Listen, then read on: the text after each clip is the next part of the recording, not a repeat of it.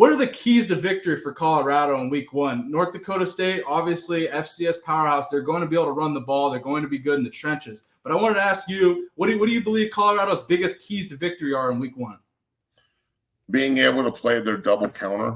So they line up and they run the quarterback. So they're 11-on-11 football. Mm-hmm. And being able at the 3 technique position, and this is something, I was not a great player by any means, but I could play a double team like a motherfucker. And I knew exactly how to play it correctly and bang the postman so you can get them off and make a play.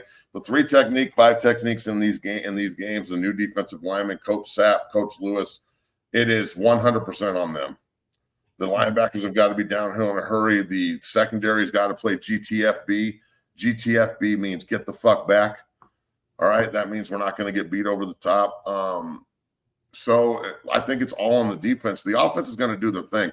North Dakota State, God bless them, for as good as they are, I don't think they're going to have the horses to run with our skill guys, especially our receivers. So if we can protect, which we better be able to against North Dakota State, Shedeur should be able to slice.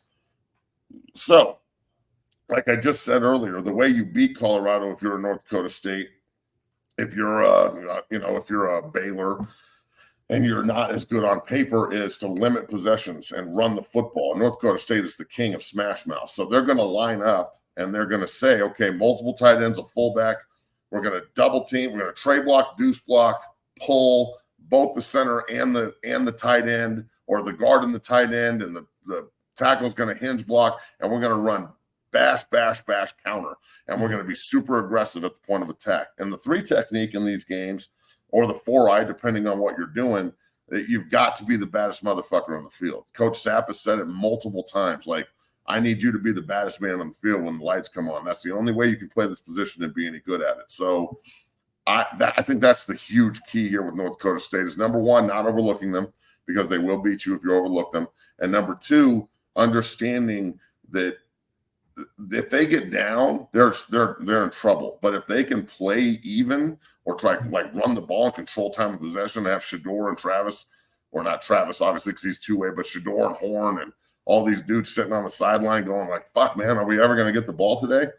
That's the only way that they can make this happen. They don't have the horses to run with CU otherwise. So Colorado's just got to go out on defense, read their key, play violent, your hands are weapons, and make sure that you understand the relationship on your double teams. You know how to shed, you play hard, and then rotate, get more guys in. If they're going to come out and try and smash mouth, let them know what it's like at Folsom at that altitude with that thin air, and go out there and just beat the shit out of these people. And don't give them a chance. You give these guys a chance and they will take it.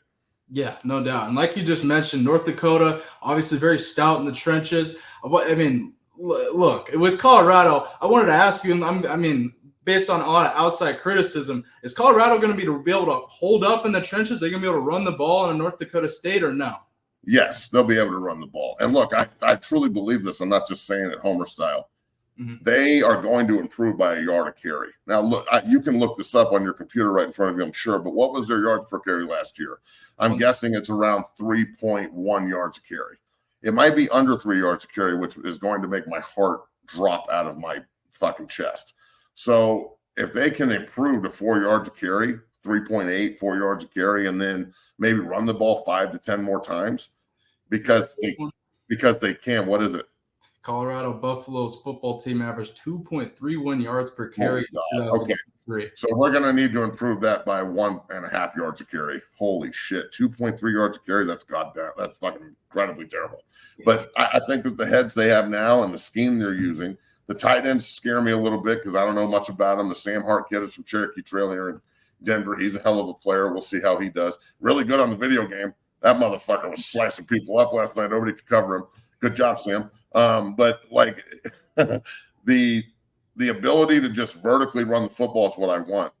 The zone reads slow action in the backfield. I'm hoping that it's sped up or they can get more vertical and downhill. And if they do that, they'll be able to match North Dakota's physicality. But again, CU is about Shedeur. Shedeur is the best quarterback in college football. You don't just run the ball just because. You run to support.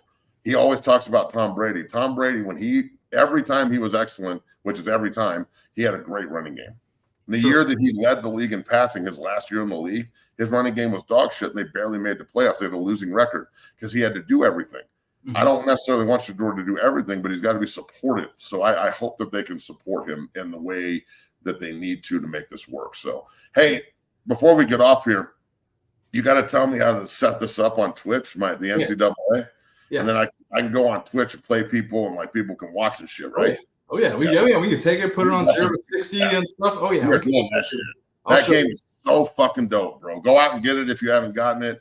I was playing Bree last night. We were playing it. It's dope. And also, if your girl doesn't play video games and hang out, that sucks for you.